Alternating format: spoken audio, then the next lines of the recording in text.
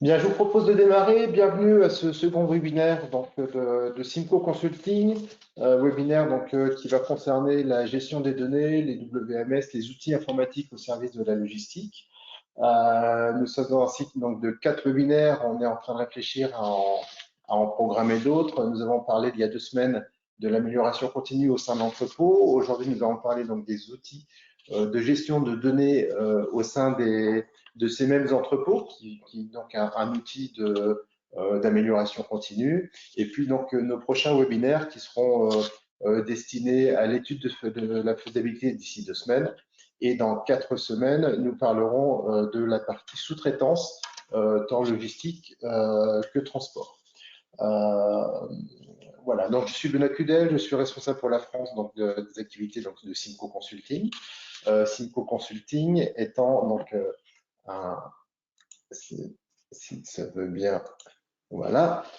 Simco Consulting, cabinet conseil en logistique et supply chain d'origine italienne, qui va fêter ses 40 ans l'année prochaine, qui est présent sur le territoire français depuis quelques années maintenant et qui compte à son actif un chiffre d'affaires de 2 400 000 euros, 500 clients, 2000 projets, avec une grosse majorité de ces activités basées sur le projet d'entrepôt, 68% réussi, la formation un petit peu avec un catalogue qui couvre tous les domaines de la supply chain, et puis d'autres projets pour le compte de 22% de chiffre d'affaires.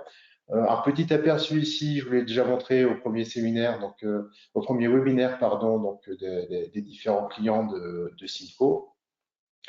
Nous travaillons pour ces clients tant à l'étranger, en Italie principalement à l'étranger, mais également sur la France, avec une répartition où depuis le démarrage de nos activités françaises, nous avons pu traiter 28 projets sur une dizaine de sites, notamment sur la France.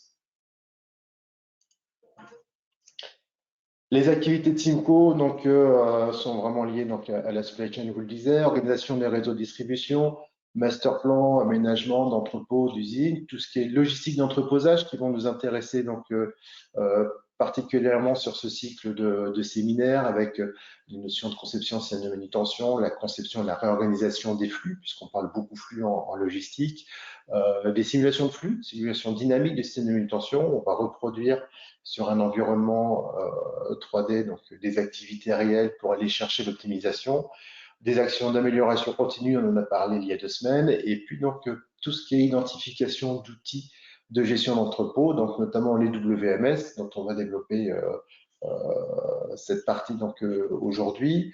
On traite également chez Simco tout ce qui est externalisation de transport logistique, des transports et des activités. Les prévisions, tout ce qui est lié à la gestion des stocks et les prévisions de demande. On assure également du lean manufacturing et je vous indiquais tout à l'heure un catalogue assez riche de formations que l'on assure aussi bien en intra que en extra. Alors, au programme aujourd'hui, cette gestion de données, ces outils informatiques au service de nos entrepôts, au service de la logistique. On va commencer par refaire un petit focus sur finalement qu'est-ce qu'un système d'information. Ensuite, on va rentrer dans le détail des WMS. Alors, quand je dis rentrer dans le détail, on a 1 heure devant nous, 3/4 d'heure, 1 heure devant nous, on va passer assez rapidement, mais l'idée, c'est bien de retenir les notions clés. Un point important aussi qu'il y a un complément des WMS, donc c'est ce qu'on appelle une interface homme-machine, la moyen de collecter, de rentrer ces informations dans les systèmes, et puis un focus également sur toutes ces briques, ces modules complémentaires au WMS qui viennent enrichir ces systèmes d'information et les possibilités qu'on a de compléter et d'apporter encore plus de valeur ajoutée à nos activités. Les systèmes d'information sont relativement récents, tels qu'on les connaît aujourd'hui. L'entreprise, dans les années 70 ou avant les années 70, était constituée plutôt d'une association de services. À partir des années 70, elle devient un système avec des services qui sont en interrelation, des ressources humaines, du matériel, des finances, des techniques. Et puis, 5 ans plus tard, en 1975, arrive le premier MRP, Material Request Planning, Replenishment Planning, pardon, qui nous permet de gérer des notions de réapprovisionnement, d'approvisionnement de matière, principalement matière. Et on a une notion de MRP2 qui arrive dans les années 80 et qui va concerner l'ensemble des ressources de l'entreprise, que ce soit des matières, du matériel ou des ressources humaines. Et puis, les premiers ERP vont arriver dans les années 90. Pour les WMS qui s'intéressent aujourd'hui, donc qui sont des outils dédiés aux entrepôts, on est plutôt sur les années 1995. En termes de besoins et d'attentes de systèmes d'information, pourquoi est-ce qu'on va investir dans les systèmes d'information? Soit pour aller chercher des supports aux opérations, soit pour aller chercher des outils de gestion, soit pour aller chercher des outils décisionnels. On peut avoir plusieurs niveaux d'investissement dans ces systèmes, avec différents besoins aussi. Soit je veux faire la même chose qu'hier, mais avec un outil qui me permet d'aller plus vite ou qui me permet de faire des économies. Soit je veux faire la même chose mais en mieux, soit je veux rajouter des fonctionnalités et rapporter de la valeur ajoutée à mes clients, à mes activités. Ces systèmes rentrent aujourd'hui dans des démarches de digitalisation, puisque on voit bien avec la crise actuelle du coronavirus, le télétravail ne fonctionne que si les données peuvent arriver donc jusqu'à notre ordinateur confiné entre guillemets, et donc ces outils permettent d'autoriser donc l'accès à l'information. Une notion de plus en plus d'actualité en supply chain également, c'est l'entreprise étendue. Si je gère mes informations correctement à l'intérieur de mes systèmes d'information, je suis capable de l'échanger avec mes fournisseurs, les fournisseurs de mes fournisseurs et avec mes clients et les clients de mes clients. C'est cette notion d'entreprise étendue qu'on pourrait être amené à développer ultérieurement. Et puis important aussi, on entend parler évidemment d'industrie 4.0. L'industrie 4.0, c'est quoi? C'est les systèmes, les process qui communiquent entre eux. Et si demain, je veux pouvoir m'imbriquer dans cette supply chain, dans cette chaîne des fournisseurs, avec mes clients et avec mes fournisseurs, je dois pouvoir être en mesure d'échanger des niveaux de stock, d'échanger des informations sur des lots, sur des DLC, sur tout un tas d'informations qui m'imposent aujourd'hui de gérer correctement ces données au sein des activités logistiques. Petit focus sur un système d'information. On a tendance à dire un système d'information, c'est un logiciel, c'est un ordinateur. Oui, c'est ça, mais c'est également tout l'environnement qui va avec soit des machines, soit des êtres humains aussi qui font partie du système d'information, puisque j'ai beau avoir le meilleur système du monde.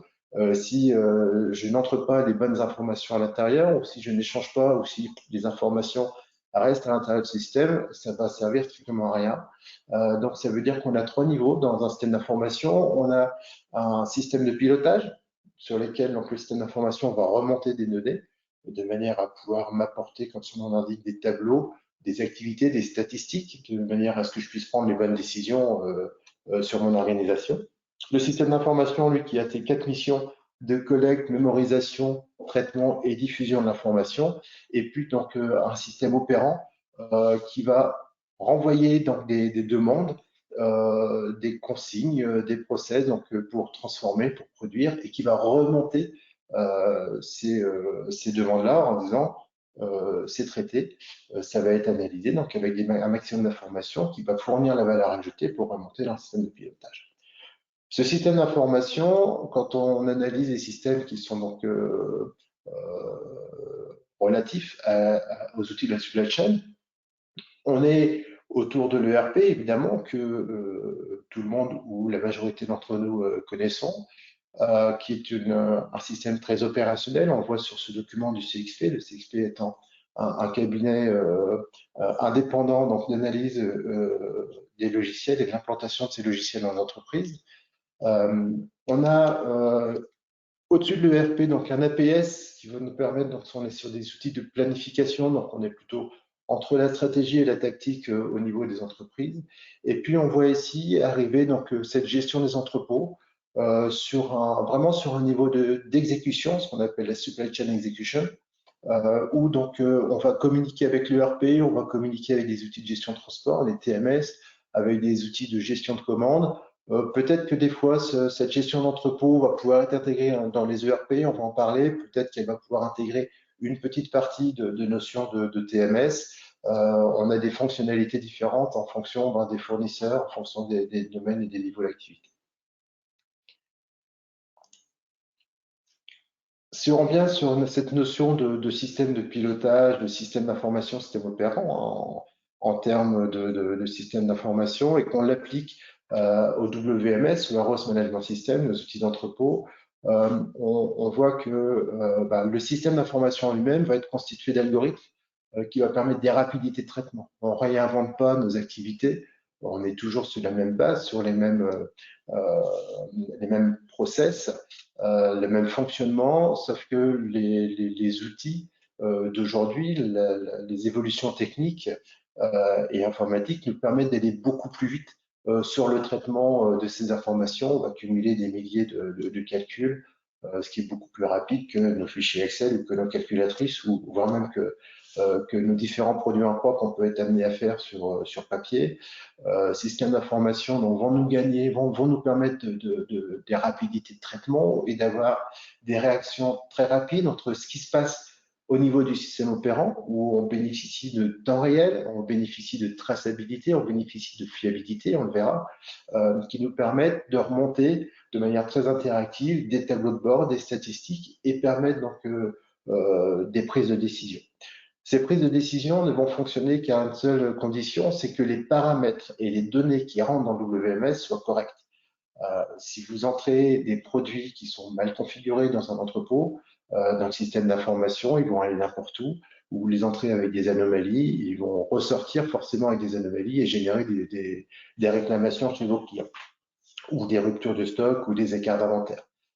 Et donc ces paramètres, on va les catégorisé en trois parties principalement. Il faut qu'on ait une notion de carte magasin, c'est-à-dire qu'on va décrire nos capacités de stockage, on va décrire des racks, des emplacements de masse, tous les produits qui vont nous permettre demain donc de stocker. On va décrire les articles. Et on va faire un lien entre les articles et la carte magasin, puisqu'on va assurer et répondre favorablement à des notions, à des critères de législation, de réglementation, de famille de produits, de contraintes de température, de produits de valeur, etc. Donc tout ça, ce qui va nous permettre et qui va permettre à notre système d'information, donc le WMS, d'aller ranger les bons produits au bon endroit et de manière optimisée.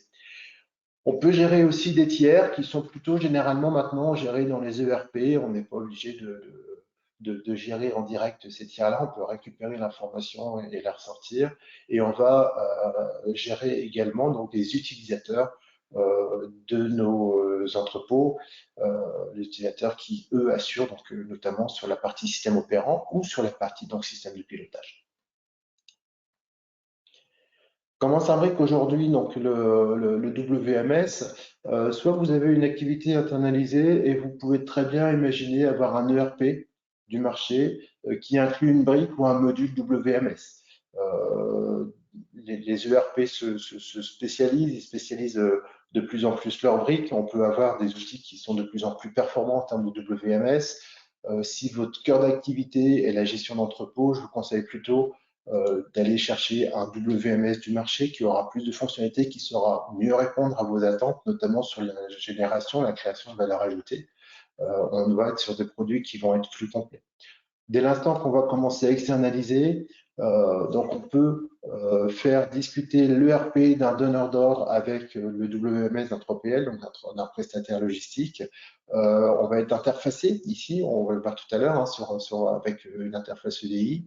On peut avoir également de plus en plus maintenant des accès à travers donc, un portail Internet qui vont permettre aux donneurs d'ordre soit d'aller saisir des commandes, soit d'aller récupérer des infos sur des niveaux de stock et qui peut éviter la mise en place d'interfaces entre un ERP et un WMS, même si c'est quand même fortement conseillé.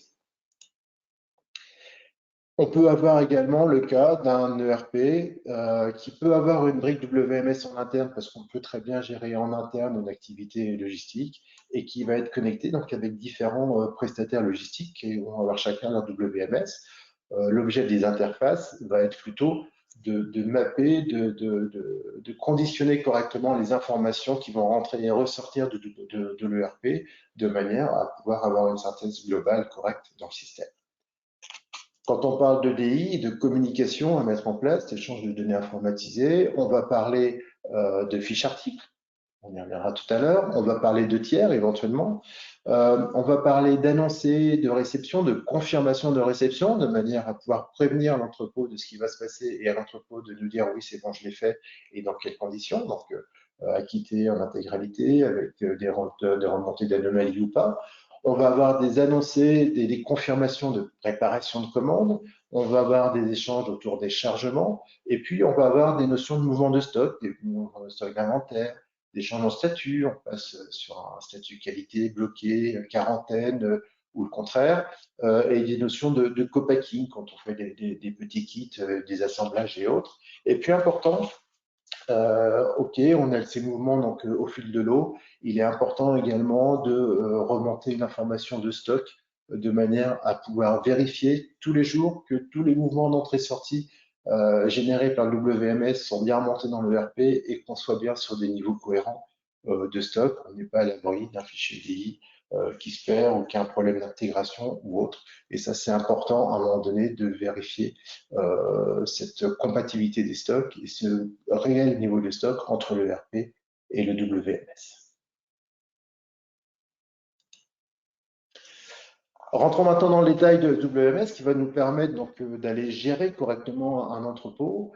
Qu'est-ce qui va, où est-ce qu'il se situe? Il va se situer donc entre une gestion administrative qui est plutôt générée en général par sur la base de l'ERP, des activités commerciales, des activités comptables, les réapprovisionnements, la production, la gestion de tout ce qui est data, données de base, les banques, la facturation, et tout ce qu'on peut mettre dans un ERP avec ses spécificités, y compris pourquoi pas les ressources humaines. Le WMS, lui, va assurer la partie gestion des opérations, tout ce qui est process, qui vont euh, régir tout ce qui est flux de marchandises, tout ce qui est flux de stockage, tout ce qui va être inhérent aux entrées et aux sorties et à l'optimisation donc de ce dépôt. Et donc, dans cette boîte WMS, dans cette gestion d'entrepôt, le WMS va nous permettre de gérer, je le disais tout à l'heure, la carte magasin, les fiches articles, les utilisateurs, les tiers. C'est-à-dire que on va gérer les contraintes des articles. Ces articles, ils vont être donc stockés, proposés donc par le WMS en fonction de critères qu'on aura pu rentrer, en fonction de famille de produits, en fonction d'une dangerosité, en fonction d'une contrainte de température, en fonction d'incompatibilité, en fonction de la valeur, en fonction de la hauteur de stockage. Est-ce que c'est un produit lourd qu'on ne veut pas mettre trop bas ni trop haut, mais plutôt à hauteur d'homme? Est-ce qu'on est sur des produits à forte valeur qu'on va vouloir mettre en hauteur? Est-ce qu'on est sur des notions de forte rotation, de faible rotation, auquel cas on met les produits plutôt devant, plutôt au fond? Tout ça, le système, dès l'instant où on lui définit une carte magasin correcte, le système va savoir le gérer mieux, entre guillemets, qu'un utilisateur qui a l'habitude de mettre tel produit à tel endroit et qui va systématiquement mettre tel produit à tel endroit. Et qui, le jour où il tombe malade, est remplacé avec une personne qui ne sait pas forcément que le produit a été mis à tel endroit ou qui ne va pas forcément respecter le FIFO tel qu'on l'a imposé ou défini dans le système, ou qui ne va pas forcément aller pointer un numéro de série, un numéro de lot au moment de l'expédition. Donc tout ça, le système va nous permettre de le faire et avec une notion d'économie, entre guillemets, tout au moins d'optimisation. C'est-à-dire que dans un entrepôt, on l'a vu un peu il y a 2 semaines, on a 2 activités. On a ce que j'appelle la photo, c'est la partie stock. On optimise la partie de stock, donc on optimise la surface nécessaire à stocker vos produits. Et puis on a le film, où là on est plutôt sur la manutention, ça rentre, c'est stocké, c'est préparé et ça sort. Et ici, donc, on va aller chercher une optimisation par rapport à des champs de préparation, par rapport à des affectations de missions sur un utilisateur qui est plutôt dans une zone géographique donnée, par rapport à des horaires de départ de véhicules, de chargement, ou à des cut-offs de fin de journée. Donc tout ça, c'est le système qui va nous permettre d'aller le gérer. Et qui va répondre également à nos contraintes de gestion de FIFO, de gestion de l'eau, de gestion de numéro de série. Aujourd'hui, de plus en plus d'activités.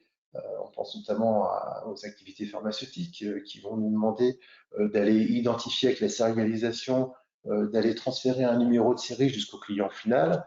Si à un moment donné, on perd cette information au niveau de l'entrepôt, on n'est pas capable derrière d'aller transmettre l'information au client final. Donc, cette notion de numéro de série, nos WMS vont nous permettre de l'assurer. On sait également assurer ce qu'on appelle du précolisage, du post-colisage, donc c'est assurer des vagues de préparation. Alors, précolisage, c'est au moment de préparer la commande, je sais déjà, parce que je l'ai correctement analysé et paramétré dans ma fiche article, je sais déjà quel volume va prendre cette commande avec des éventuels coefficients de foisonnement, c'est-à-dire la place qu'on va perdre quand on met deux colis côte à côte. Et donc, je sais déjà partir avec un emballage qui va me permettre directement d'assurer l'expédition. Plutôt que je prends des colis et puis derrière je les réemballe dans un autre colis. Ça, c'est la partie précolisage. On sait faire du post-colisage, la déclaration une fois qu'on a préparé la commande. On sait faire des vagues de préparation, c'est-à-dire qu'au lieu d'aller chercher mes commandes une par une dans l'entrepôt, je massifie des commandes. Je vais chercher tous les colis qui concernent cette série de commandes et une fois que je reviens, je vais pouvoir redispatcher mes commandes en fonction de mes destinataires, en fonction de mes bordereaux de livraison, avec des outils, on verra sur la partie tout à l'heure, interface on-machine, qui vont nous permettre d'aller là aussi gagner du temps et de la fiabilité par rapport à cette préparation. Nos outils nous amènent également donc tout ce qui va être gestion, impression de code barre, encodage de puces RFID et autres. Et puis donc cette partie pilotage qui va nous permettre aussi de savoir à l'instant T où est-ce qu'on en est dans la préparation, dans ce qui doit arriver, dans ce qui doit partir, de gérer mes effectifs, de lisser les charges.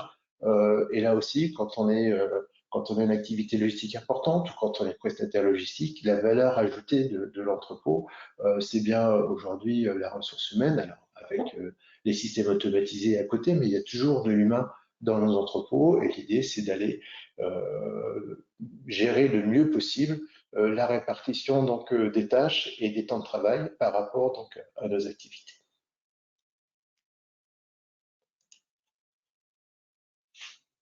Petit point, petit aspect technique sur ce WMS qui aujourd'hui est un ERP, donc va être connecté sur le réseau euh, de l'entreprise, le réseau informatique. On a à côté ce qu'on appelle un gestionnaire RF radiofréquence quand on va vouloir travailler donc avec des codes barres, on va connecter toutes les imprimantes, on va tout connecter donc sur le réseau puisque les WMS gèrent correctement les réseaux. Petit point important sur la gauche de l'écran, de plus en plus de solutions, que ce soit ERP, c'est un enjeu actuellement, ou WMS, sont hébergés en mode SaaS. Le mode SaaS, Software as a Service, c'est quelque chose qui va alléger la tâche des différentes directions des systèmes d'information des entreprises, puisque le logiciel va être hébergé directement chez un tiers ou chez l'éditeur du logiciel, ce qui va permettre d'aller simplifier, j'allais dire, tout ce qui est procédure de sauvegarde, tout ce qui est procédure donc de remise en route après un incident, et puis donc au final de pouvoir connecter au moyen donc du code user un certain nombre d'utilisateurs pour aller acheter une fonction WMS plus qu'un le WMS en lui-même. Les zones d'utilisation, je pense, sont relativement claires en termes donc, de WMS. On s'en sert à la réception des marchandises, on s'en sert au rangement, on s'en sert à la manutention, on va nous apporter également donc, la préparation de commandes, les chargements, et puis donc toute la partie statistique de pilotage et de contrôle, on en parlait. Mais il y a aussi d'autres choses qui sont peut-être moins utilisées, moins répandues. C'est la notion de petite nomenclature. On va gérer des kits d'assemblage, on va gérer des promotions avec des variantes logistiques, du co-packing, des sticks, etc. Donc tout ça, c'est des choses que savent gérer principalement, enfin, une grande partie des WMS du marché. Et puis, donc, ils vont également savoir piloter ou envoyer des ordres, recevoir des confirmations, non plus sur une interface homme-machine, mais sur une interface machine-machine, avec donc les systèmes automatisés à travers un système qui s'appelle le WCS, Warehouse Control System, qui lui va être en général fourni par les fabricants donc, de ces systèmes automatisés.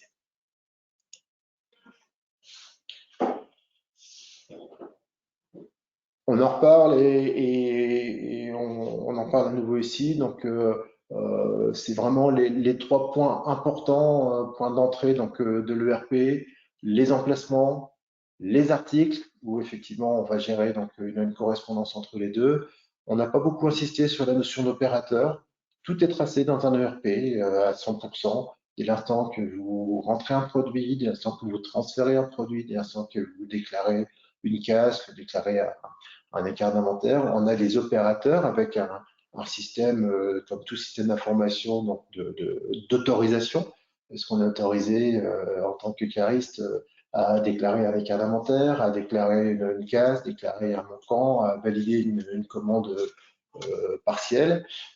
Les opérateurs ont tous un user personnel et donc associé avec donc un niveau d'autorisation qui permet donc de gérer au mieux et donc avec un système d'appel aussi à la hiérarchie si à un moment donné il y a besoin de déclarer autre ou tel process. Et puis sur la partie droite de l'écran, donc on commence à voir ces notions donc d'interface qui vont nous arriver, qui vont permettre en fait de fiabiliser ces remontées d'informations et ces alimentations d'informations du WMS. Ce sont les terminaux radiofréquences qu'on voit de plus en plus aujourd'hui dans nos entrepôts. On va faire un petit focus tout à l'heure dessus. C'est la notion de voice picking, de RFID, de RTLS, qui est de la géolocalisation des produits. On va commencer à rentrer dans une catégorie IoT, un objet connecté, avec ces RTLS. Et l'idée, c'est donc toujours le process d'aller optimiser du rangement et d'aller optimiser donc de la manutention. Ce qui peut interpeller quand on démarre un WMS ou gérer une difficulté, c'est finalement la description, parce qu'on en a parlé, la description de ces fiches articles. Autant il va être facile de décrire une carte magasin, combien même on a énormément d'emplacements, on va définir des zones de rack, on va donner des noms, des niveaux, des poids, des contraintes ou des définitions donc de l'environnement, la température, le contrôle d'hygrométrie, des codes danger, Fabriqué donc effectivement à des notions de danger de stockage. Donc carte magasin facile. Quand on arrive sur la partie article, c'est un peu moins facile. Pourquoi? Parce que on va en général récupérer des informations d'un ERP. Et l'ERP ne gère pas des unités de manutention, mais bien des unités de gestion. Et donc, il faut transformer, puisque nous, dans un entrepôt, on va gérer de la manutention, on va gérer des colis, on va gérer des couches palettes, on va gérer des palettes. Et donc, il faut avoir ce niveau d'information dans nos ERP. Et il peut y avoir des fois un gros travail à réaliser pour aller reconstruire, et on le verra là dans quelques instants, reconstruire comment est constituée la palette de manière, encore une fois, à pouvoir aller donner plutôt ou transformer des unités de gestion en unités de manutention.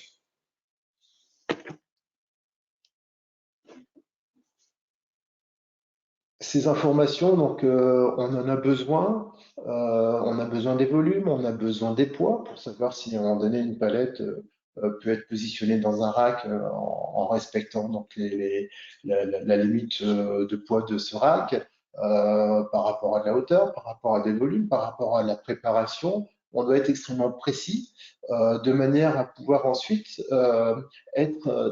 avoir une affectation des travaux exacte et stricte.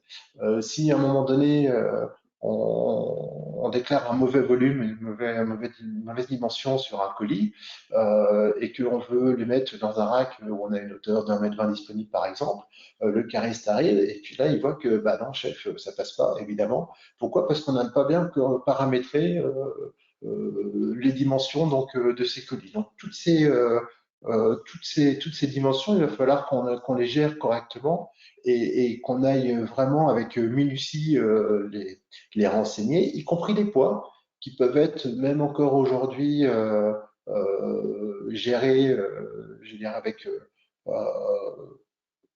sans trop d'exactitude et qui génèrent aussi des anomalies sur les bordereaux de livraison ou sur les envois de transport parce qu'on n'a pas les bons poids. Demain, il faut être capable de donner ces poids puisque le WMS va lancer dans ses algorithmes des affectations de préparation de commandes, peut-être avec des coefficients donc pondo-volumétriques, avec peut-être le fait d'aller mettre les produits les plus lourds en bas de palette et ensuite aller sur les plus légers. Et si les poids sont pas correctement renseignés, le système d'information, le WMS, va faire à des préparateurs quelque chose qui correspond pas à la réalité et rapidement l'opérateur va s'éloigner des consignes du WMS et va faire comme bon lui semble. Ce qui est dommage et on perd cette valeur ajoutée et on gâche l'investissement qu'on aura fait dans un WMS.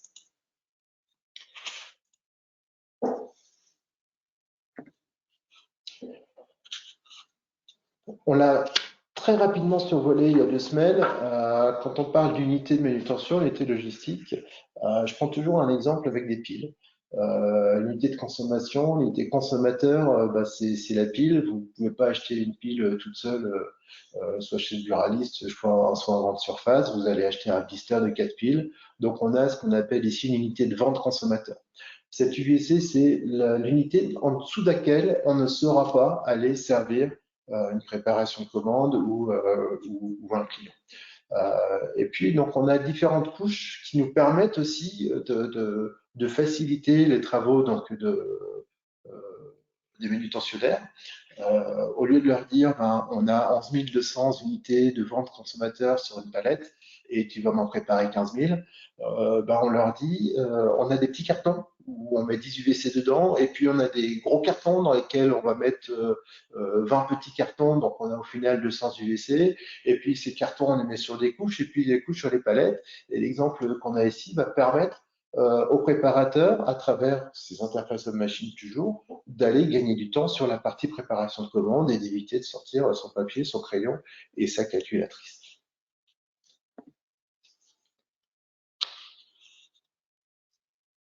On insiste beaucoup sur cette notion donc, de base de données fiable, de base de données complète, des estimations aujourd'hui à l'heure de l'intelligence artificielle où les algorithmes vont se baser sur des données qui sont rentrées dans des bases de données. Il semblerait que 94% des bases de données au monde soient erronées. Alors, à quel niveau, on ne sait pas, mais en tout cas, elles sont erronées. On le voit tous les jours dans nos entrepôts, on voit tous les jours dans nos activités, on a tous les jours des données qui sont pas bonnes. Et aujourd'hui, pour respecter ces données qui nous imposent, qui nous permettent derrière d'avoir une réelle vision et une réelle optimisation donc, de nos entrepôts, il y a des nouveaux métiers qui se créent, qui sont des data managers, donc des personnes qui viennent dans l'entreprise et qui vérifient dans le métier et de vérifier qu'on a des bonnes données au niveau des systèmes d'information. On va aller chercher, on va vérifier des nomenclatures dans un ERP, on va vérifier des dimensions, des volumes, des poids dans un WMS, avec aussi des systèmes qui nous permettent de rentrer, quand on gère 10 000 articles, qui vont nous permettre de simplifier la tâche avec des systèmes de scannage qui vont nous permettre de poser un colis, de renseigner sa référence ou son code produit et de manière automatique à travers un scanner et une balance de pouvoir renseigner ces 3 dimensions, largeur, longueur, hauteur et son poids également et qui vont nous permettre d'enrichir une base article de manière assez rapide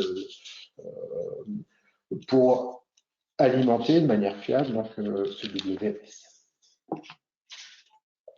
Qu'est-ce qu'on peut attendre en 3 slides clés d'un outil de gestion d'entrepôt?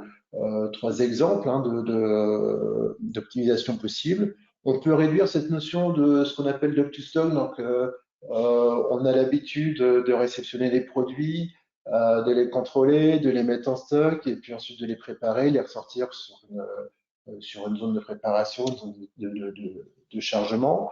Un WMS va permettre à réception du produit de savoir tout de suite si ce produit est déjà concerné par une commande, si on en a besoin, parce qu'on est en flux très tendu, et donc d'éviter de passer par la case stock et directement sur une préparation ou au moins sur une zone d'attente qui permet d'être préparé le jour même. On va savoir gérer des notions donc de qualification aux fournisseurs. On le voit beaucoup dans l'automobile, la gestion des quotas, la gestion donc des niveaux qualité avec tel fournisseur où on doit contrôler un échantillon, une pièce sur 100 ou une pièce sur 10 000 et puis d'autres fournisseurs, c'est toutes les pièces, etc. La gestion de quarantaine, donc tout ça, les systèmes vont pouvoir le gérer, nous faire gagner du temps et à la lecture d'un code barre ou d'une puce RFID, tout de suite, on va dire attention, ce produit-là doit rester là ou doit aller en quarantaine et autres.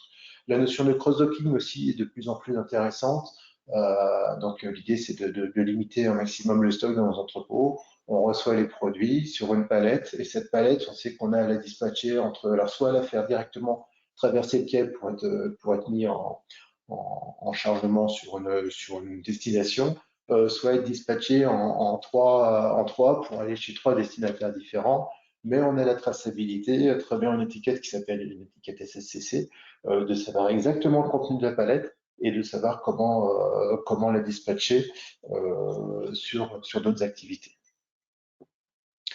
Un autre exemple, hein, l'amélioration du stockage, des coefficients de stockage, encore une fois, à condition qu'on ait des données qui soient cohérentes, sur la définition des unités de charge optimales, la diversité des rayonnages, le type de préparation, FIFO, LIFO, etc. Ici, pour optimiser les surfaces, on en a parlé. Et puis la productivité qui peut être améliorée aussi hein, à travers le WMS, à travers l'optimisation des trajets, à travers la synchronisation des réapprovisionnements. Que là où l'opérateur arrive pour préparer une commande, il dit ah j'ai pas de produit, il faut que j'appelle quelqu'un pour descendre la palette. Ben, la palette aura déjà été descendue puisque le système aura anticipé le fait que l'opérateur en a eu besoin. On est beaucoup sur l'affectation des commandes également. On est sur des produits qu'on peut comparer à des produits d'ordonnancement dans l'industrie. On va ordonnancer donc ces notions de préparation de commandes en fonction d'un volume, en fonction de la typologie des produits, en fonction des heures de départ donc de cut-off des camions, en fonction également de la localisation, de la spécialisation de tel ou tel opérateur.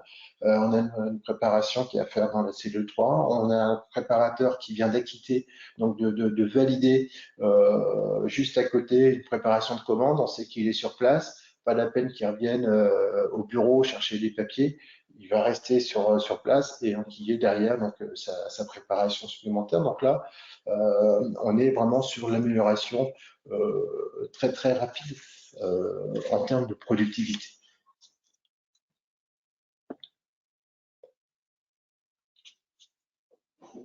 Ces outils, quand on va atteindre la phase système de pilotage, vont nous permettre d'avoir une vision globale de l'entrepôt et de son contenu. C'est-à-dire que non seulement ils nous permettent de gérer le quotidien, mais en plus nous permettent de prendre du recul par rapport à nos entrepôts, par rapport à nos surfaces de stockage, avec la cartographie des emplacements vides qui peut gagner du temps sur les inventaires. On passe juste vérifier que les emplacements qui sont censés être vides sont vides. Quand on perd un produit, on ne sait jamais vraiment où il est. Ça peut être un outil d'aide. C'est de la cartographie par produit, par typologie de stockage. Ça peut être des éléments qu'on peut rendre très facilement à l'adréal par rapport à des contraintes et des limites de volume. C'est des produits avec des notions de productivité par gamme de produits, des productivités par opérateur également. C'est des calculs qui se font très vite sur des notions des besoins de réapprovisionnement et c'est des informations qui peuvent être échangées aussi, encore une fois, avec les fournisseurs, avec les clients, avec un donneur d'ordre pour générer des réappros, pour générer des commandes fournisseurs et autres. Et donc, c'est vraiment un outil qui va permettre donc de gérer à la fois le quotidien, mais aussi de prendre le recul nécessaire pour piloter nos activités. Associé donc à ces WMS, on a beaucoup évolué ces derniers temps sur ce qu'on appelle les interfaces homme-machine. C'est les systèmes qui nous permettent de rentrer des informations dans nos systèmes d'information. Le clavier et la souris, 1960. 1980, donc les premières interfaces graphiques. Et puis, donc, on a eu la génération des smartphones qui sont arrivés, qui arrivent aujourd'hui, les smartphones, les tablettes, qui viennent petit à petit remplacer donc, des terminaux radiofréquences. Et puis, donc, on commence à entendre parler de réalité augmentée. Et puis, demain, ça va être peut-être de l'intelligence artificielle qui va venir encore en plus, donc alimenter nos nos entrepôts et nous permettre de simplifier encore la tâche de nos opérateurs et de fiabiliser. Hein, on est aussi en termes de fiabilisation. Un petit slide rapide. Quand on est en saisie d'informations sur un clavier, statistiquement, on est à une erreur de touche sur 300. Quand on est en reconnaissance de caractère, on a une pour des 1000. Quand on est en code barre, on ne voit pas bien ici sur la fin de la case, mais on est à une erreur ou une anomalie pour 2,5 millions d'informations. Donc on va chercher cette notion de fiabilité qui est une notion importante. Je parlais de la fiabilité des données en termes de paramétrage, c'est aussi la fiabilité des données en termes de flux, ce qui rentre, ce qui sort doit forcément être fiable au niveau donc des systèmes d'information. C'est l'un des gros avantages d'un WMS. Cette collecte de données avec des technologies qui elles aussi évoluent dans le temps, on en bénéficie, hein, l'industrie 2.0, l'industrialisation de masse, l'arrivée de l'électricité, c'était quand même il y a quelques années. L'industrie 3.0, on a commencé à parler robotisation, l'industrie 4.0 où les robots vont commencer à communiquer entre eux. Et pour communiquer entre eux, il faut échanger de la donnée, il faut récupérer de la donnée et il faut la capitaliser, en faire quelque chose. Il n'y a pas que les machines qui vont communiquer entre elles. Il y a nos entrepôts, il y a nos systèmes automatisés, il y a nos produits qui vont dire attention, je suis là, qui vont donner leur pédigré, leur couleur, leurs contraintes, leurs associations, des heures de fabrication, etc. Donc tout ça, c'est des informations qui deviennent capitales dans le cadre de cette industrie 4.0, avec une évolution des technologies donc de récupération et de collecte de l'information, d'enregistrement, les codes barres, les puces RFID, la data matrix, le QR code, RTLS, on en parlait tout à l'heure sur la géolocalisation, donc tout ce qui est système NFC de communication, etc. Donc, et on va arriver petit à petit donc jusqu'à la réalité augmentée. On ne sait pas encore quand, mais ça commence à venir. Vous avez déjà des applications avec des tablettes où vous mettez devant un produit et le système vous montre à la fois le produit et vous affiche en superposition par rapport à un colis, peut-être la quantité globale en stock dans l'entrepôt, peut-être les adresses de stockage, peut-être l'adresse picking, peut-être le nombre d'articles qui sont concernés par des commandes à l'instant T ou par des réappros. Voilà, donc tout ça, c'est des outils qui petit à petit vont arriver, encore une fois, à condition que nos données soient cohérentes. Un petit focus qu'on vous propose ici sur la différence entre le code barre et le RFID, puisque on se pose des questions. Ça fait un petit peu qu'on entend parler donc du code barre ou du QR code. Ça fait un petit peu qu'on entend parler de l'écran expat, hein, évidemment. Ça fait un peu qu'on entend parler donc les RFID, et on sent que c'est peut-être moins exploité parce qu'il y a encore quelques contraintes à la RFID par rapport à de la lecture, par rapport à des obstacles qui peuvent être métalliques. Par contre, on a un gain de temps fou, c'est-à-dire que si vous recevez une palette avec 150 articles sur la palette, 150 colis, s'il faut lire les 150 codes barres, ça prend un certain temps. Si vous avez deux portiques à côté de chaque côté de la palette et que chaque colis est équipé d'une puce RFID, un peu comme chez Decathlon pour pas les citer, où vous allez en caisse et vous mettez vos 3 articles dans un bac et ça vous sort tout de suite le nombre d'articles de tarif, mais ici, ça vous identifie les 150 colis. Voilà. Donc, on gagne un temps fou avec une contrainte, par contre, c'est que il faut investir dans ces puces RFID pour les coller et soit on est sur un flux, ce qu'on appelle le contenant et contenu, c'est-à-dire qu'on va associer à un moment donné un contenant à des bacs équipés de puces RFID et auquel cas la puce RFID va rester sur un circuit interne, soit on met des puces RFID qui vont sortir de l'entreprise pour aller chez les clients et auquel cas on est obligé de réapprovisionner, de racheter sans cesse des puces RFID. Ces puces RFID qui peuvent être muettes, donc on a des puces actives et des puces passives. Les puces passives qui vont juste communiquer une information quand on va les solliciter, des puces actives qui peuvent émettre des informations. Donc on est sur deux technologies différentes avec deux niveaux de tarifs aussi qui sont différents, mais qui permettent donc de simplifier cette interface homme-machine. Les différentes interfaces homme-machine, on va les détailler ici. Évidemment, le papier.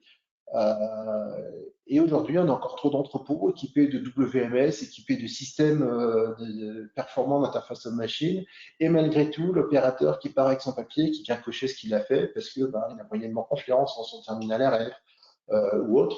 Et donc, ça, c'est quelque chose sur lequel on doit pouvoir travailler pour aller optimiser nos fonctionnements d'entrepôt, d'autant qu'une fois une information imprimée sur un papier, elle ne va pas bouger, même si elle est mise à jour par la suite, le papier reste, alors que quand on est sur un terminal radiofréquence ou sur d'autres systèmes d'information, l'information va être dynamique, va évoluer au fil de l'eau. Terminaux RF, voice speaking, pick to light, put to light, on va passer rapidement puisqu'on le détaille derrière. Donc les terminaux RF, tout le monde les connaît, hein, c'est du pistolet, c'est de la tablette qu'on va venir fixer sur un engin de manutention, c'est une tablette qu'on va venir fixer sur un chariot roulant. C'est aussi des systèmes qu'on met donc au poignet sur un brassard avec un système donc de bague qui va nous permettre d'aller cliquer rapidement et d'avoir les deux mains libres pour assurer la manutention et qui vont être systématiquement donc rattachés par un système Wi-Fi, une communication Wi-Fi, qui vont être donc en temps réel avec le système d'information, le WMS, qui vont recevoir les commandes, qui vont donner de manière individuelle aux préparateurs qui sont connectés sur ces outils-là les instructions de préparation, de rangement, etc. et faire de la manutention sur les échanges. Nous avons dans le même esprit le voice speaking, mais au lieu d'avoir un écran, donc tout se passe donc, avec des consignes qui arrivent dans les oreilles et des acquittements qui se font donc, au niveau du micro, avec des codes détrompeurs, puisque donc le système va nous demander à un moment donné, pour vérifier qu'on est devant le bon produit, devant le bon emplacement, donc de lire un code qui va être étiqueté sur l'emplacement de stockage. Et là aussi, donc, on a les mains entièrement libres et toutes les informations arrivent pendant les déplacements donc, des opérateurs. Le Pick-to-Light qui est relativement plus récent, le Pick-to-Light, c'est un système donc on le voit à peine sur les photos, mais un système donc de LED, d'éclairage qui va indiquer à un opérateur où est-ce qu'il doit prélever sa marchandise quand on est donc sur des stockages de grande hauteur, quand on est sur des stockages de colis qui sont tous les uns à côté des autres et qui se ressemblent étrangement. Un petit claque qui s'affiche, il en faut 7, ok, avec une lumière. On vient, on prélève les 7, on appuie sur le bouton parce qu'on les a prélevés et on passe donc aux articles suivants. Donc ici, on est plutôt sur le prélèvement, sur la notion de pick to line, donc de picking. Au contraire, on a le pick to light. Là, on va indiquer au système à quel endroit on doit déposer les colis. On a ici, par exemple, des systèmes donc des étagères de préparation type tri-postal où on va aller mettre des colis donc, dans des casiers, des différents colis. Quand on est sur la vague de préparation, par exemple, on part dans l'entrepôt, on récupère de quoi préparer 15, 20, 30 commandes. Et quand on revient, donc, on a donc, ces systèmes qui vont nous dire à quel endroit on doit les poser les articles de manière à constituer des unités complètes de commandes et de préparation. On peut être soit sur du fixe, soit sur l'embarqué ici, comme on le voit. Un système qui arrive, qui a du mal à pénétrer sur le marché, mais qui est en train de se mettre au point petit à petit. c'est donc ce système à travers donc, des lunettes. Donc on a une superposition, on est à la limite de la réalité augmentée. Donc on a en fait cette vision plus un petit écran très proche de l'œil qui nous donne les informations que nous donne aujourd'hui donc des terminaux RF ou autres.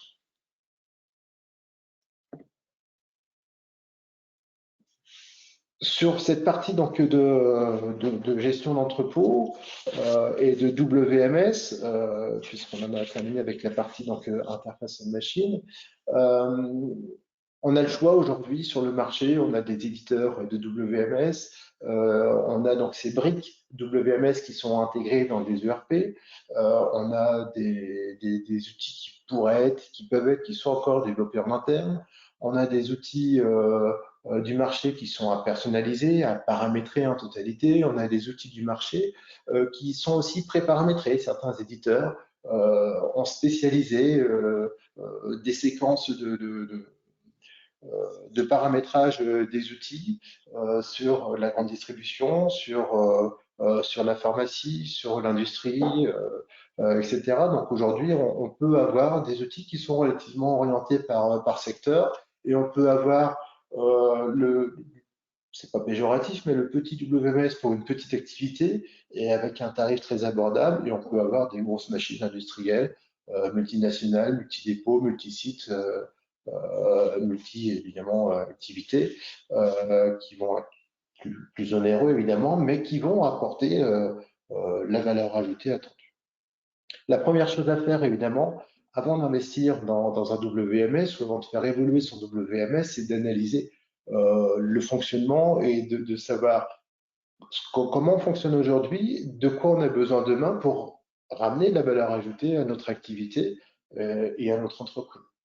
Et évidemment, un cabinet de conseil comme le nôtre peut vous aider à faire cette analyse et ce besoin fonctionnel et à comparer aussi avec les produits du marché, ce qu'on peut vous apporter en plus, ce que peuvent vous apporter en plus ces systèmes sur votre activité.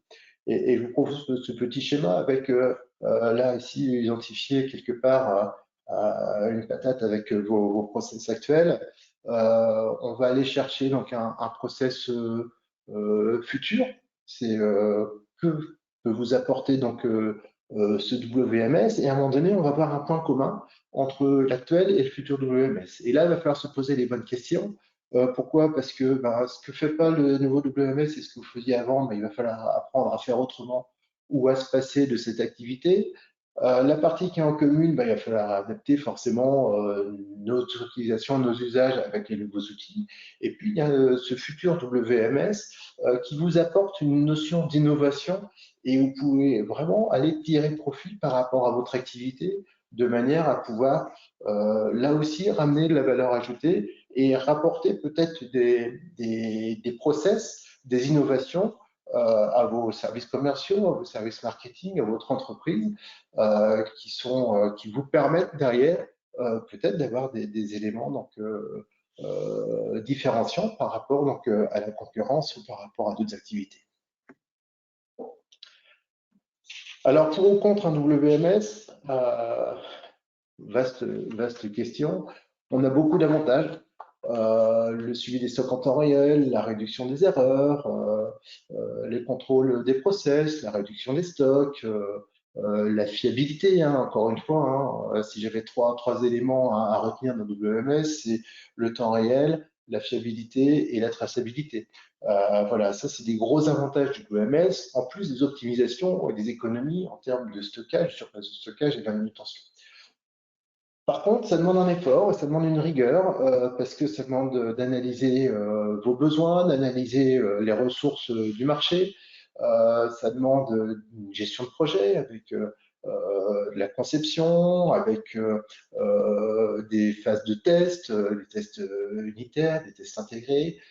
Ça demande des démarrages qui peuvent être assez longs. Ça demande pas de tuilage par rapport à l'activité avec deux systèmes d'information. Donc, il faut avoir conscience dès le départ que ça va être long et qu'on va avoir des efforts à faire par rapport au process. Mais le jeu, encore une fois, en vaut la chandelle. L'analyse des apports d'un WMS peut être très intéressante. Très rapidement, puisque je vois que l'heure avance, on peut avoir des briques complémentaires qui peuvent rapporter aussi de la valeur ajoutée, indépendamment de la manutention, indépendamment du stockage, en gérant de la data et en apportant donc des compléments à votre WMS. On peut gérer des rendez-vous, choses qui se font en lien ou gérées parfois donc, par les TMS, des heures de rendez-vous par rapport à des disponibilités de quai, par rapport à des disponibilités ou la planification de vos caristes, de vos préparateurs de commandes. On voit par exemple ici sur le petit graphique que l'entreprise ne travaille pas entre midi et 14 heures, ou tout le monde ne charge pas, et que entre 9 heures et 10 heures, sur 5 quais disponibles, elle a 3 personnes seulement qui peuvent décharger des camions. Et donc, une fois que les 3 rendez-vous sont attaqués ici sur le quai 1, 2 et 5, on ferme automatiquement les rendez-vous potentiels sur le quai 3 et le quai 4. Le gros avantage ici, c'est un lissage de charge, ça évite les pics d'activité et ça permet une correspondance entre j'allais dire l'offre et la demande, l'arrivée des véhicules et donc la disponibilité de vos chargeurs ou de vos réceptionnaires. Une brique complémentaire aussi au WMS, c'est la partie TMS. Alors on peut distinguer TMS chargeur qui va plutôt faire le lien avec les systèmes d'exploitation transporteurs, les TMS transporteurs qui eux-mêmes vont plutôt aller créer, générer des tournées. On reçoit un portefeuille de commandes et donc on a cette brique qui va pouvoir aller affecter les commandes, générer des déchargements et affecter des commandes donc aux différents chargements prévus, de manière à pouvoir aller optimiser les coûts de distribution associés donc, à vos préparations. Une brique WCS, ici on est sur le yard management, excusez-moi. Ici on est sur donc, la gestion des portes de quai. On a des entrepôts qui deviennent aujourd'hui de plus en plus grands et quand on livre une pièce ou une palette sur le quai numéro 1, alors qu'elle était destinée au quai 97, eh bien, on a un cariste qui prend la palette et qui fait 750 mètres aller-retour pour aller porter donc aucune valeur ajoutée. Ici, ça permet de gérer à la fois les affectations donc, des différents produits aux différents quais, aux différentes portes de quai, de gérer les disponibilités également des quais et donc les files d'attente des conducteurs. Le RTLS, on s'approche de ce qu'on appelle l'IoT, l'objet connecté, où ici on peut équiper nos produits avec des systèmes qui vont permettre de géolocaliser vos produits.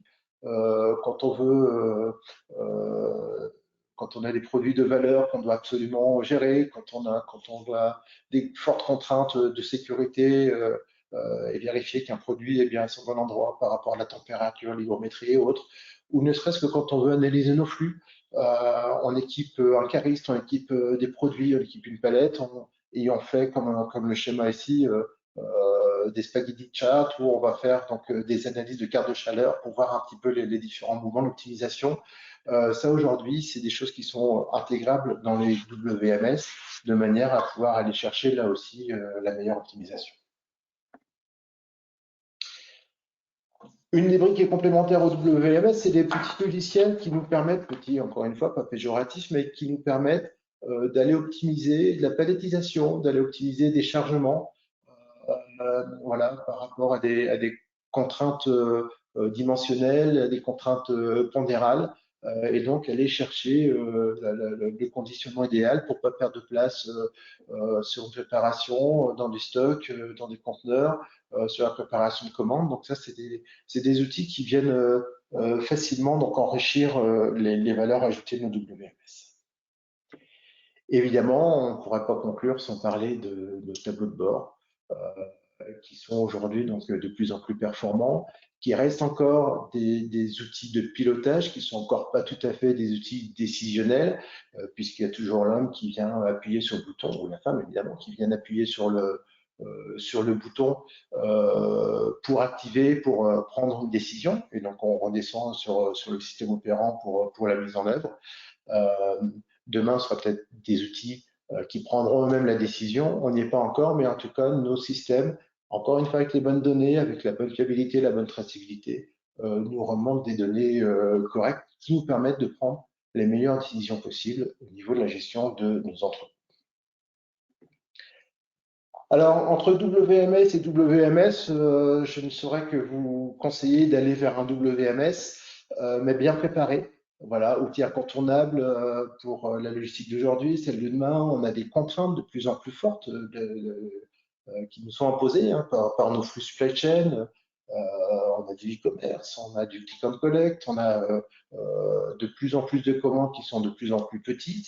Donc, on a vraiment besoin d'industrialiser nos processus et d'aller chercher donc, le renfort d'un WMS. Gain de surface, productivité, encore une fois donc la partie traçabilité. Mais j'insiste beaucoup, c'est un projet qui doit être bien géré, bien structuré avec une méthodologie et évidemment on reste à votre disposition. On travaille, nous, cabinet conseil chez Simco, de manière totalement indépendante vis-à-vis des différents fournisseurs.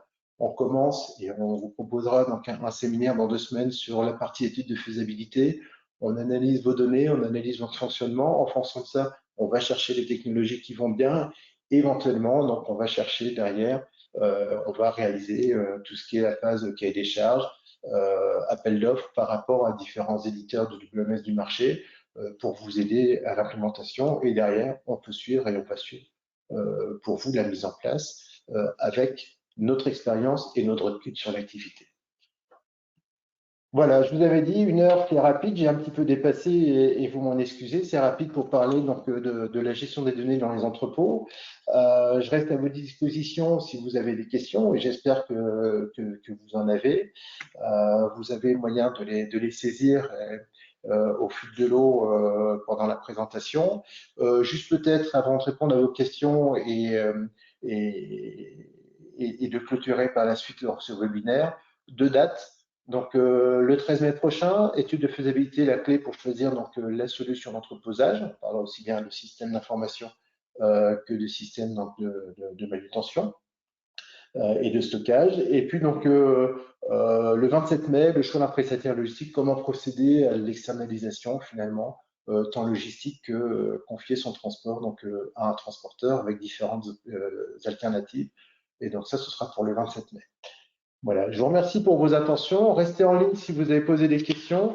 Il y a 2 semaines, on a eu un petit peu de mal à récupérer nos questions, mais je suis confiant sur le fait qu'on s'améliore et qu'on progresse et qu'on va réussir à identifier ces questions.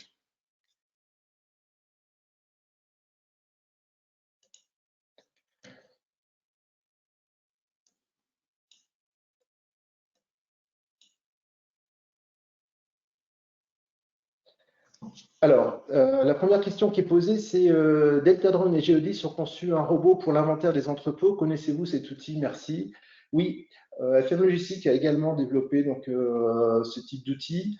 Alors, les outils, les inventaires aujourd'hui dans les entrepôts, là aussi, on est sur des briques complémentaires dont on aurait pu parler, soit peuvent se faire par drone.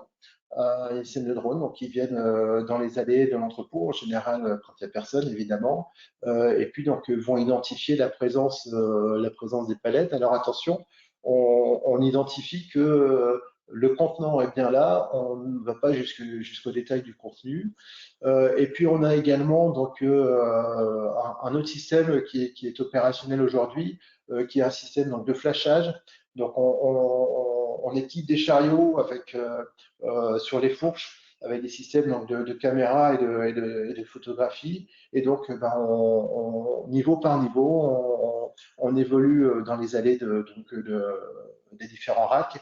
Et donc, on fait une photo à l'instant T des produits, de leur contenu. Et donc, ça va matcher derrière avec le contenu donc, des systèmes d'information, des WMS, pour vérifier que ben, telle palette était bien au bon emplacement ou qu'elle a eu un problème de rangement de niveau et des choses comme ça. Donc oui, on connaît, c'est des choses qu'on met en place effectivement pour le compte de nos clients.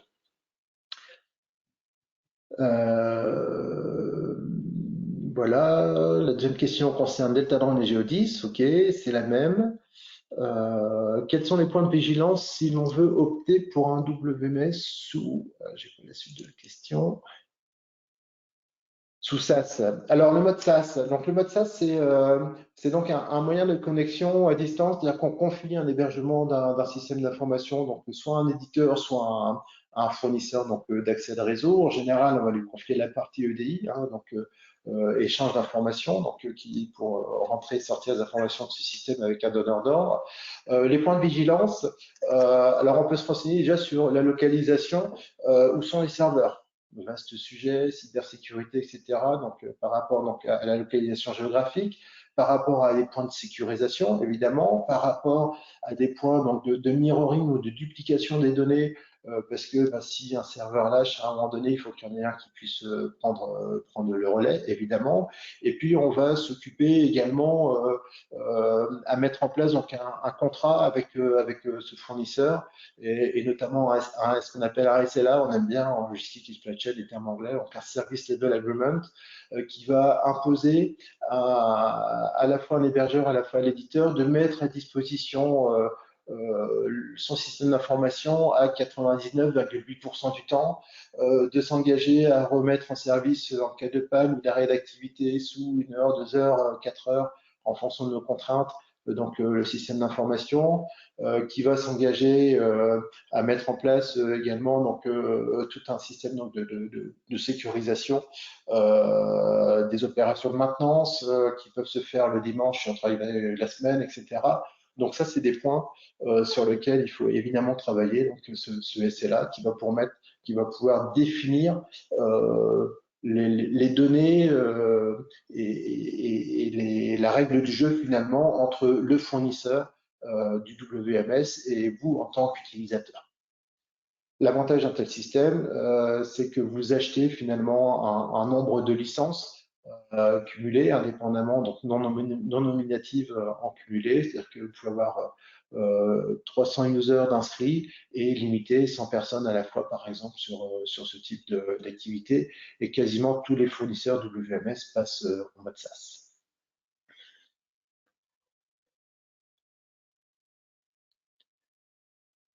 Alors, j'ai une question également. Est-ce qu'il y a des degrés de tolérance dans les erreurs dans l'introduction des données pour un WMS? Alors, le zéro défaut, le zéro erreur arrivera rarement. On en a bien tous conscience. L'idée, c'est de pouvoir les détecter le plus vite possible. C'est-à-dire que dès que un opérateur constate qu'il y a un problème sur un poids, sur une dimension, sur une couleur, sur une affectation de code article, etc., il faut tout de suite l'identifier. Et aujourd'hui, ces systèmes d'information permettent de remonter des informations relativement rapidement, voire même de prendre des photos du produit qu'on a sous les yeux pour les remonter dans les bureaux pour corriger tout de suite l'anomalie. Donc, difficile de parler de degré de tolérance, mais en tout cas, nos systèmes, à travers les procédures strictes, permettent ces anomalies de les identifier avant qu'il soit trop tard et avant qu'elles arrivent chez les clients.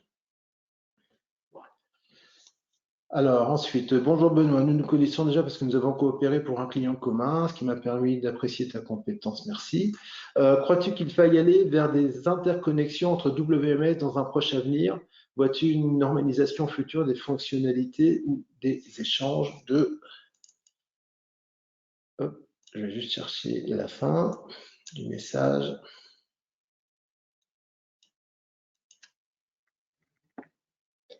Des échanges de données. Alors, la normalisation, vaste sujet quand il s'agit de parler des activités transport et logistique. L'ONU travaille sur une normalisation des échanges, notamment sur la partie transport, très peu sur la partie logistique. On a des secteurs qui sont normalisés, le secteur automobile, la grande distribution avec tout ce qui est donc les codes EN13 et autres, le secteur automobile avec Galliard, l'industrie pharmaceutique qui commence à arriver petit à petit aussi sur une standardisation finalement des échanges. Par expérience, on voit que chaque client a ses contraintes, ses spécificités, va demander toujours plus ou moins des développements. Et on voit aussi aujourd'hui sur les réseaux de transport, quand il s'agit de sortir des informations sur différents transporteurs, ils ont chacun leur étiquette, leur modèle, leur mapping, etc. Donc, j'ai peur que la standardisation, l'interconnexion passe encore par des systèmes ce qu'on appelle aujourd'hui donc des encodeurs EDI, j'ai perdu le terme, excusez-moi, voilà, des traducteurs EDI qui vont prendre vos informations, les découper, les mettre dans le bon sens pour qu'elles soient prises en compte dans le système de destination. Aujourd'hui, on passe par ce type de ce qu'on appelle du mapping, qui est de plus en plus simplifié par nos outils informatiques, donc qui peuvent être très rapides et qui peuvent pallier donc à ces contraintes de, de langage différents finalement ou de structuration différente d'informations entre différents systèmes. Alors, j'ai encore une question qui est arrivée. Bonjour, comment arbitrer entre une module WMS d'un ERP en profitant de l'intégration et une solution best of breed qu'il faut interfacer?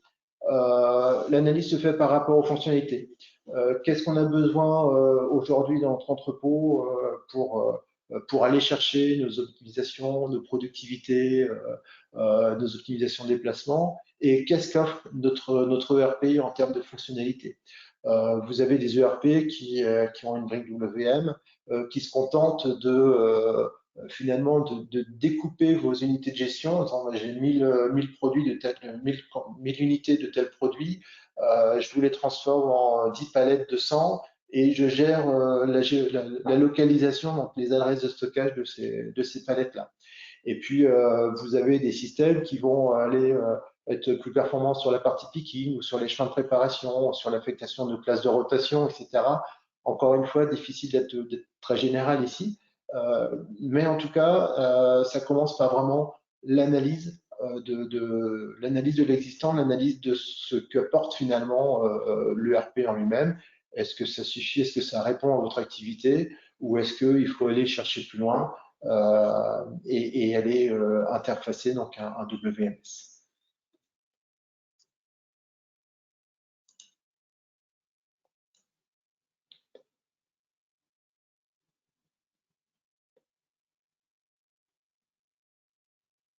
Alors, je crois qu'on a fait le tour des questions.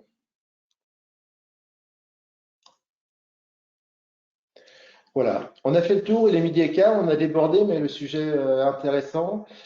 Évidemment, nous restons à votre disposition. Vous avez à l'écran donc mes coordonnées. N'hésitez pas à nous contacter, donc soit par mail, soit par téléphone. Allez consulter également le site simcoconsulting.fr. Vous aurez donc accès à des case studies, à des choses intéressantes et à l'ensemble du savoir-faire de notre cabinet de conseil.